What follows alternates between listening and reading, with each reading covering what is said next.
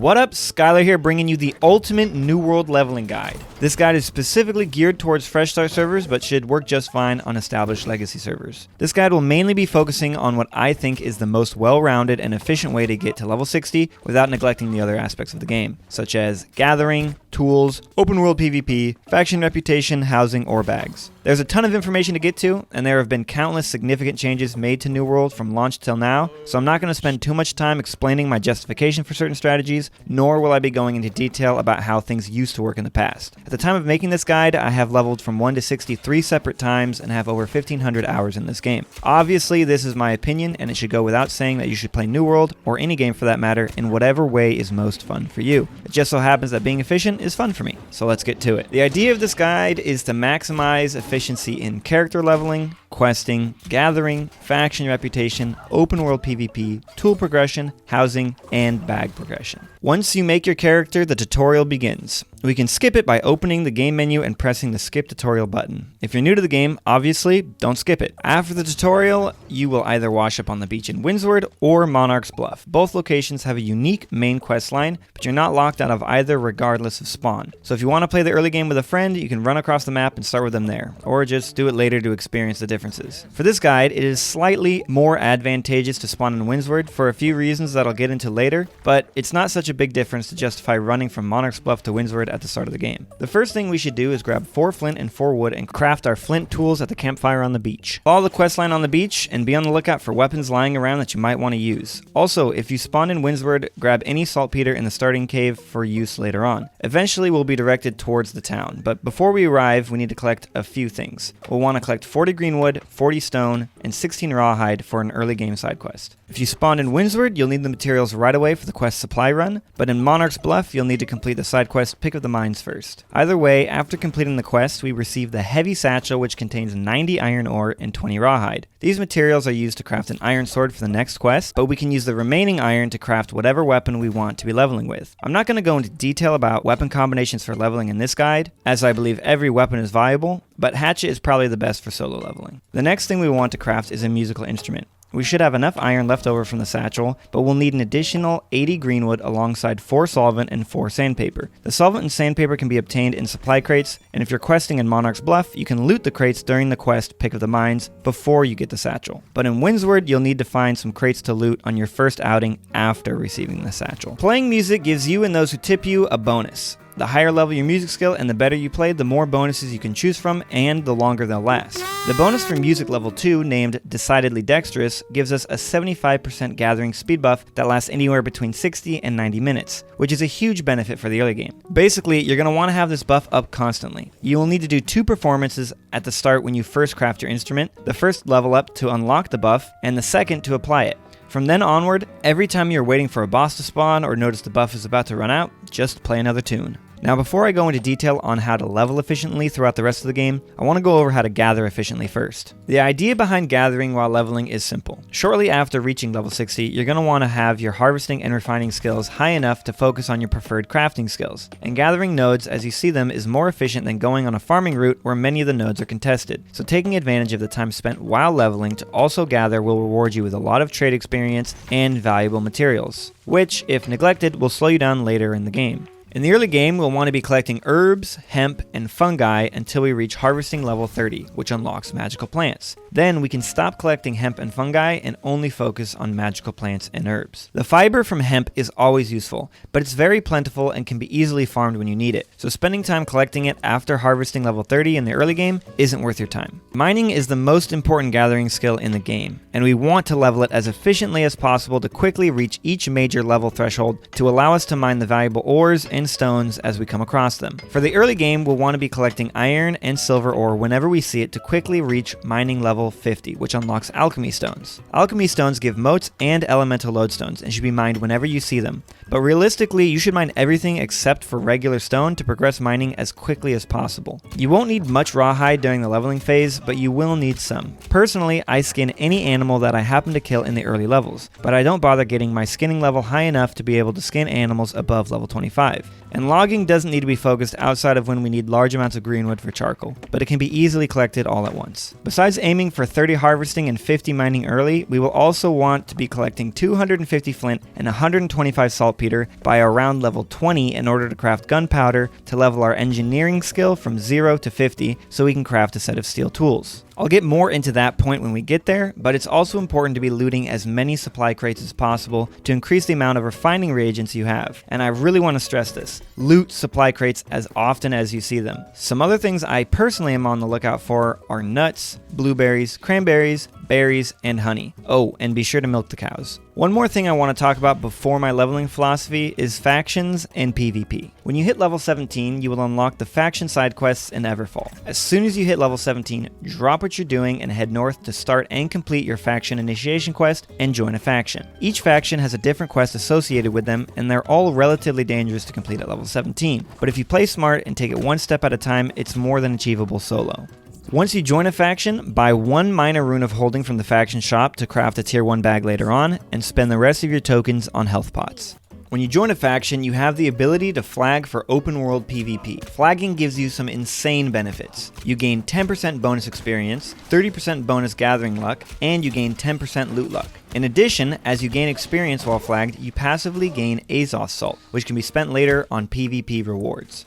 Also, if you manage to kill another flagged player, you are rewarded with faction tokens, a ton of weapon mastery, azoth salt, PvP track progression, and experience. The longer the player has been flagged without dying, the bigger the reward. This is one of the best ways to level weapon mastery. Choosing to flag with its many benefits obviously comes with the downside of being able to be killed yourself. However, with the right build and precautions, the loss on death can be all but neglected. If you think you're vulnerable to death, whether to a player or PvE, place a camp down. The biggest setback of being killed is having to walk back to the quest location. Don't take dumb fights. If you're not a skilled PvPer and you don't want to die, just dive into a bush when you see a group of flag players running past. And don't fight someone who heavily outlevels you. Now let's go in depth on how to quest efficiently.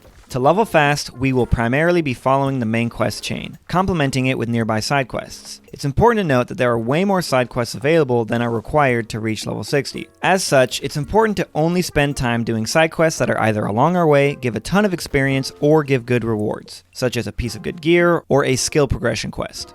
Skill progression quests are specifically marked in the journal and on the map, and progress things like your fishing level, housing, faction ranks, or camp upgrades. I would recommend doing the camp upgrades and the faction rank up quests as you unlock them.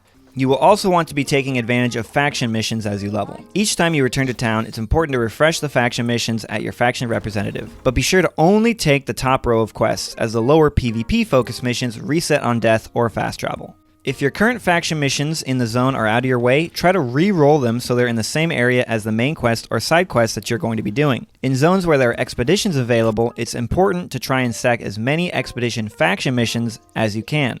You can reset your faction missions every 5 minutes. Faction missions reward experience, faction tokens, and faction reputation. When you hit the reputation threshold, you unlock a faction rank up quest, which should be prioritized.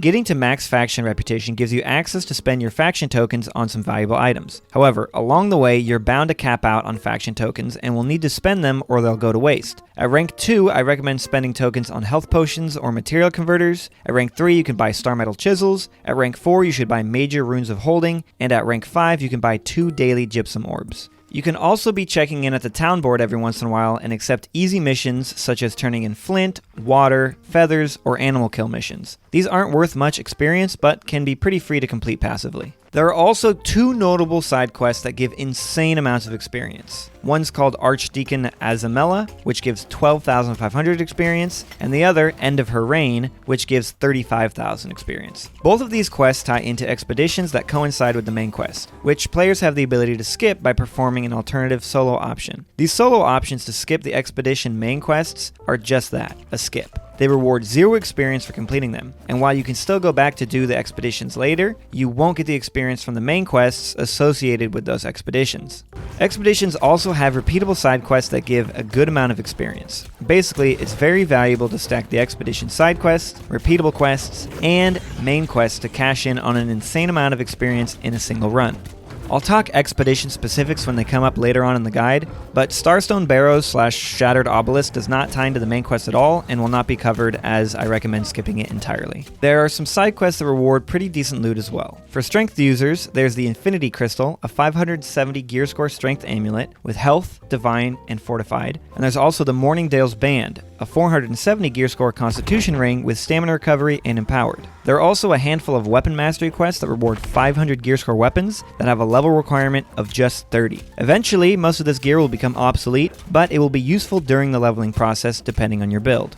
I'll touch on these and their related quest chains later. Moving around the map efficiently is also an essential aspect of leveling quickly. It's important to remember to set your inn often whenever you visit a new town, and to use the inn recall whenever it's off cooldown. In addition, it's important to buy a tier 1 house early to take advantage of the separate fast travel cooldown. Also, don't neglect going a bit out of your way to discover fast travel shrines to have access to them in the future. And also take advantage of death warping. If you find yourself done with all the nearby quests in an area, but are far from a fast travel point, oftentimes it's faster to just drown yourself or let mobs kill you to quickly respawn back in town. This is a good time to also mention that your territory cards should always swap between standing gain and storage. Experience gain is a bait card, don't take it. Storage is the best because it never is subject to diminishing returns, and standing gain lets you get more storage cards faster, as well as gets you closer to 30 territory standing, which makes a tier 4 house available for purchase. At some point, the benefit of increased standing gain will be so marginal that you can stop taking out as a card and focus on whatever else you want, but that won't happen for a while. It's also important to know that you can only have a total of 30 quests of each type in your journal at any given time. So if you're moving to another area, it's a good idea to abandon the quests in the lower level areas you are no longer questing in. Don't worry, you can still come back and do them later if you want, and also any elite zone quests should be avoided.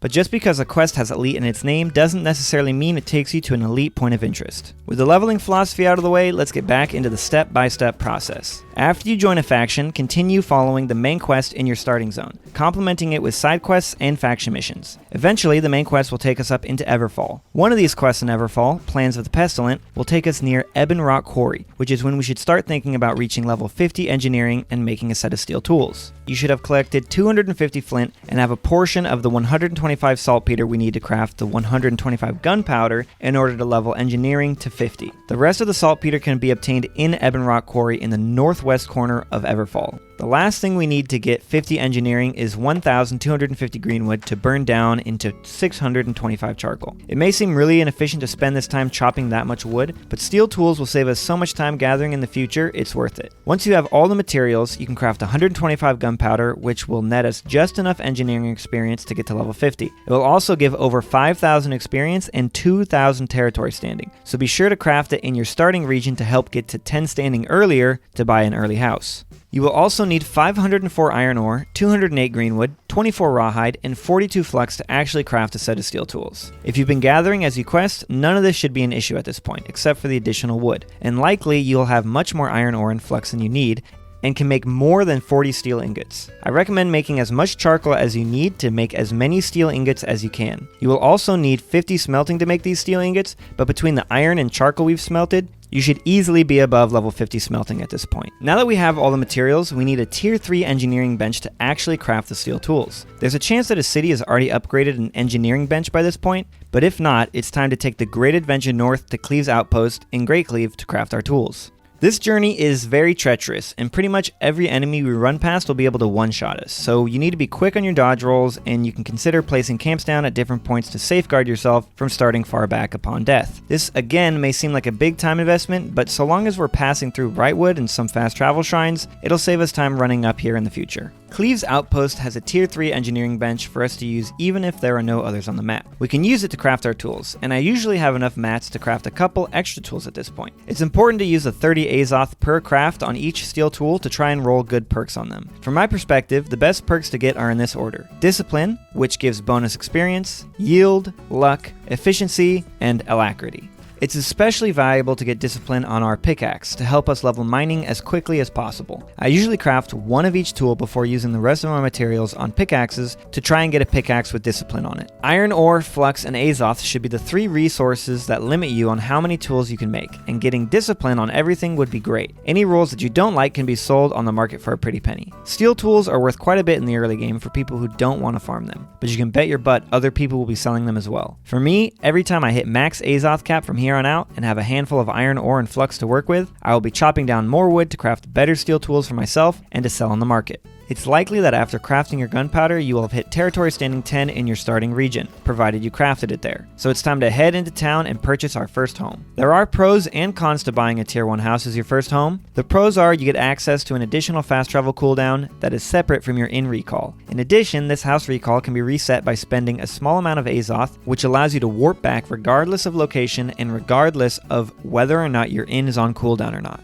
The cons are that you basically waste your first home purchase discount. The first home you buy is half off, so naturally the more expensive of a home you purchase, the bigger the savings. It can seem tempting to wait to purchase your first home until you have 30 territory standing in order to purchase a tier 4 home and save 10,000 gold with a discount.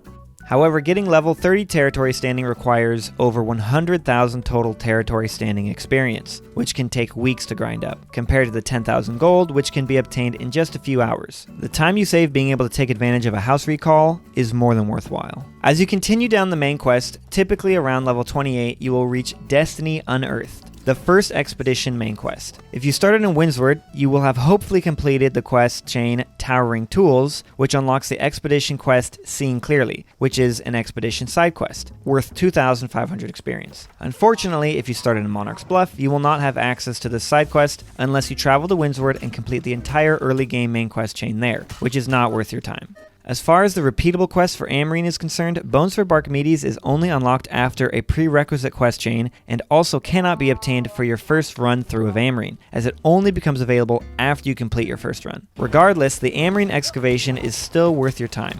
Hop in the group finder and snag yourself the 5k XP. After Dynasty Unearthed, the main quest will send you up to Brightwood. This is a good time to start any of the side quest chains associated with any of the 500 gear score weapons you may be interested in. Unfortunately, not all weapons have one of these quests. In fact, there are only 5: a great axe, life staff, sword, bow, and fire staff. I won't go into detail for each quest chain, but these are worth doing if you're using one of these weapons. The ability to use a 500 gear score weapon as early as level 40 is a massive advantage for open world PvP and leveling in general. Also, when you hit level 30, which should be around when you finish Amrine Excavation, you unlock the second bag slot, and you can very easily craft another tier 1 bag with the minor rune of holding you bought earlier from the faction shop, along with a handful of rawhide and fiber. The main quest will take you from Brightwood to Weaver's Fen and then to Cutlass Keys, before finally sending you to Restless Shore with the quest Answer the Call. It's important to hit level 39 before heading into Restless Shore by questing in Brightwood, Cutlass Keys, or Weaver's Fen. You should be level 39 when the main quest sends you to Restless Shore and tasks you with conquering the Depths expedition. However, at level 39 you will have a hard time finding a competent group unless you meet the expedition recommendation of level 45. Thankfully, at level 39 we can begin questing in Great Cleave and Restless Shore. I would recommend first heading to Great Cleave and completing every side quest in the zone,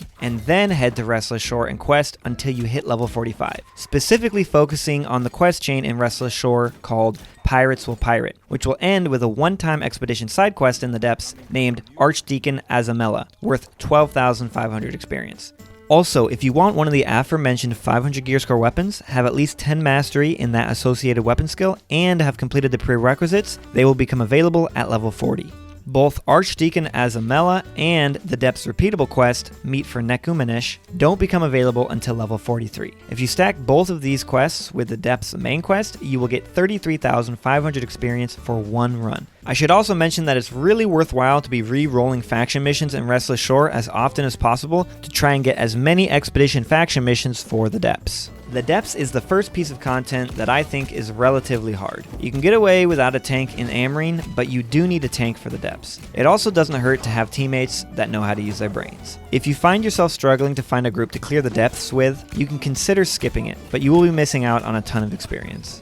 After Into the Depths, the main quest will send us up into Eden Grove, before quickly requiring us to complete the next expedition, Dynasty Shipyard, with the quest Saboteur. It's important to hit level 53 before heading into Ebonscale Reach. To do so, I recommend leveling in Eden Grove and Morningdale, specifically focusing on the quest chain starting with Crashing the Wake and culminating with Southward March, which will reward us with Morningdale's band.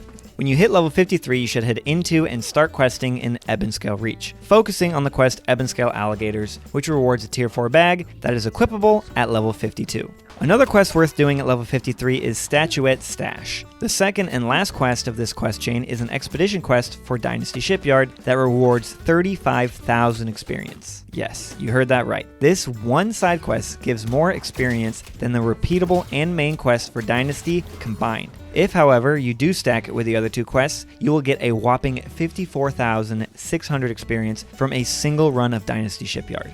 If you intend to clear Dynasty Shipyard, I recommend each member being at least level 55. However, at level 53, you can abuse the repeatable quest for Dynasty Shipyard called Justice for the Dynasty, which is worth 12,000 experience. If you grab the repeatable quest, kill just the first 3 mini-bosses, and then exit the dungeon, turn in the quest, and repeat, you can level extremely fast. If you have a good group, this is an insane way to power level from 53 to 60. If you are solo, I recommend looking for a group to spam the side quests with. But if you're looking for a normal way to level from 53 to 55, you can continue questing in Ebonscale Reach, Eden Grove, or Morningdale. Similar to the Depths, Dynasty can be really annoying if you don't have a group of competent players. So if you really want to as a solo player, you can skip, but the experience loss will be pretty significant. At this point, you can continue to spam Dynasty Shipyard side quest runs, but I'd still recommend finishing up the main quest up to the Heart of the Tempest, since they give a lot of experience. As a quick aside, after the Dynasty Shipyard main quest Saboteur, you will need 1 Earth Spine Stem, 1 Dragon Glory Stem, 1 Fungal Spore, 1 Shocking Lodestone, and some Azoth Water for the following main quest in Eden Grove, Ixia's Blessing. As a solo player, you can consider questing in Reek Water at level 56 if you've been skipping the expeditions up to this point. Reek Water has more than enough quests to get you to 60. For strength users interested in the Infinity Crystal, at level 58, if you completed all the side quests in Greatcleave, you will unlock the quest Our Own Worst Enemy in Shattered Mountain, which is the final prerequisite in addition to being level 60 to unlocking the quest Madakai Stratagem that rewards the amulet. Congratulations, you made it to max level. Now the real game begins. At this point, your primary objective should be raising your expertise to 600 and then to 625 with umbral shards. You'll want to do all your daily gypsums, but there are plenty of guides going over the best ways to grind those out, so I won't get into that in this video. For strength users, if you haven't finished Madakai Stratagem, do that first to obtain the Infinity Crystal. The next important thing to do immediately after hitting 60 is to get ourselves into the Brimstone Sands to get some insanely high gear score weapons early. For those who don't know, if you equip a piece of gear above your expertise level for that gear slot, it will get downscaled. However, quest rewards and tier 5 name drops are unaffected by this downscaling mechanic. Many of the quest rewards in Brimstone Sands reward 600 plus gear score weapons, which will be the highest gear score weapons available immediately after hitting level 60. To get into Brimstone Sands, we need to start the quest Strider of the Sands. It's a short quest line that allows us to enter Brimstone Sands without dying. If you try to go in before finishing this quest, you will just die. Also, you're going to need 2 fish oil for this quest. Now, just like the level 10 mastery weapons, not every type of weapon is available. The unavailable weapon types are the Blunderbuss, Hatchet, and Ice Gauntlet, but there are 14 other weapons of various types available. Obviously, I'm not going to outline every single weapon and its associated quest chain, but if you want to know more about the weapons you're interested in, go to nwdb.info and search the weapons by quest acquisition and gear score. The top results will be all the weapons available through questing in Brimstone Sands. Once you have the weapons you want from Brimstone, it's time to find a good group and spam your 25 daily expeditions and grind out your daily gypsums, as well as focus on leveling your refining skills to start crafting your daily Asmodium, Phoenix Weave, Runic Leather, Runestones, and eventually stopwatches. You can also start the long process of working towards your heart runes. This guide realistically should work if AGS ever does fresh start servers in the future again. Also, as a general leveling guide, it should suffice. But if you're using this guide to level on an established legacy server, it would be a better idea to focus solely on leveling over gathering, since Orichalcum tools will be available on the market, and getting 60 will let you use them.